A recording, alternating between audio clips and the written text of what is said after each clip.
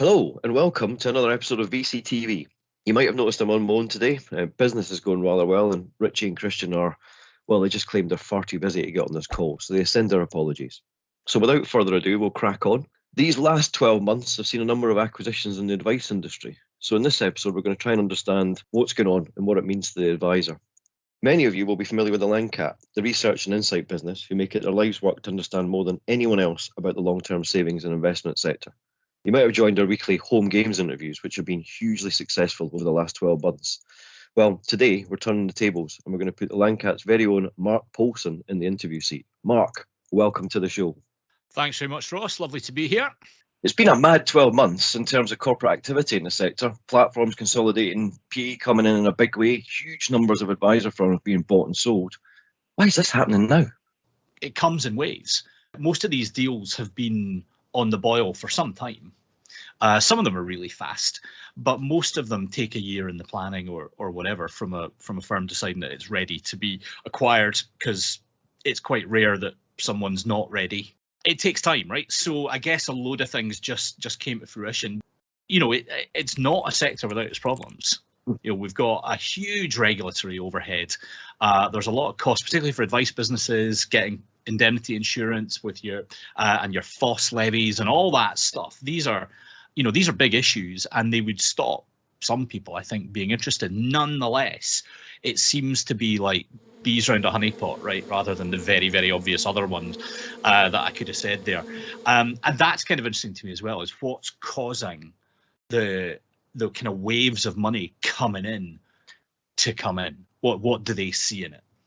You've got a brilliant commercial case for exposing yourself if you're an investor with maybe a 5-10 year horizon. So the private equity kind of guys are a classic, to retail investment in the UK. And the reason for that is what every advisor watching this knows, right? Which is all the money's in the 50 plus cohort. I'm sure we can all think of younger people with money or whatever else, but as a whole, ONS will tell you that the top two deciles in terms of wealth are 50 to 75, and they're generally speaking slightly towards the earlier part of that cohort. So we've got a kind of twin head thing here. You've got demographics that are working really well, because that's where the money is, and that's who advisors serve.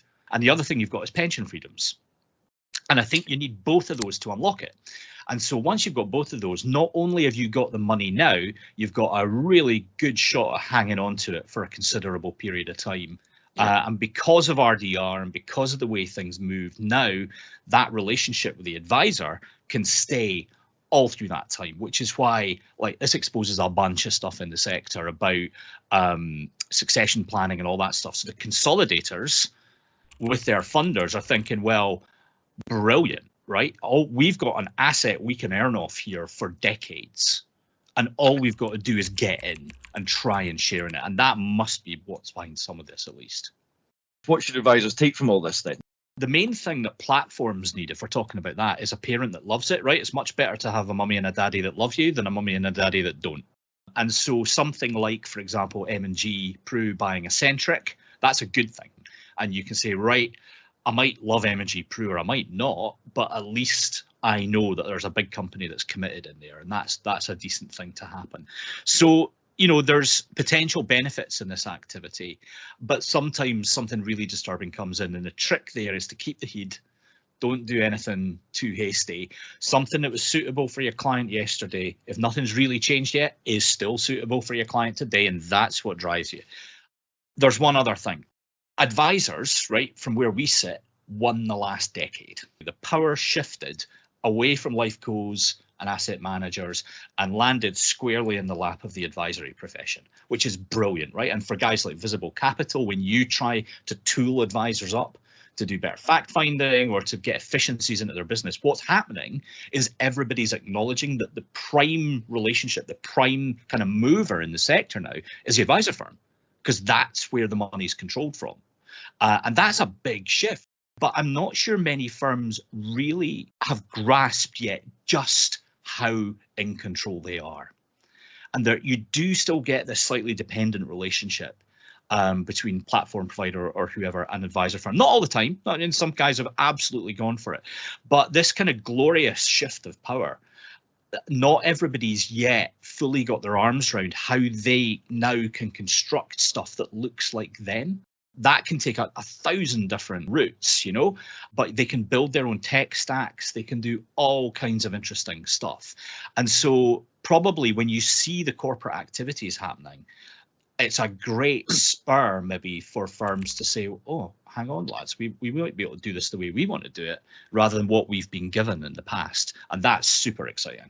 That is a very good point, actually. I mean, this is, and there is an element of competition. I agree with what you said there, but of course, there's an increasing use of other tools for advice. And one of the things that the tech companies, it doesn't have to be financial advice, Google, Facebook, whatever it is, they gather so much data on us, they can give us advice because they know what we're going to do. So how can the advisors benefit from this? Can they put together their own propositions these days more effectively? And what would be needed to do that?